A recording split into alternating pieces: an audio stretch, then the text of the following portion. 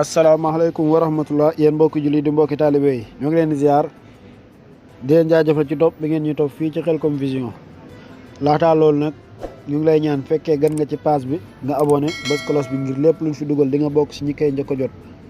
kon ñu dikk ak yéen ci naafila weeru koor gi ñu ñëwaat ak yéen ci naafila guddik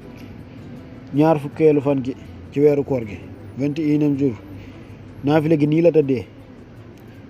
juróom-ñetti rakaa la kon ñeenti sëlmal lay doon bu ci nekk nga jàng fatiha benn yoon Lixlaas yi ñetti yoon kon loolu mooy naafila gi ñu bamtuwaale leen ko juróom-ñetti rakaa la mooy kon ñeenti sëlmal dina nga jàng fatiha benn yoon xul huwallaahu ahad ñetti yoon kon loolu lañ leen digtaloon ci naafila tey jërë ngeen jëf ba suba ak jàmm ci beneen naafila incha allahu rabbi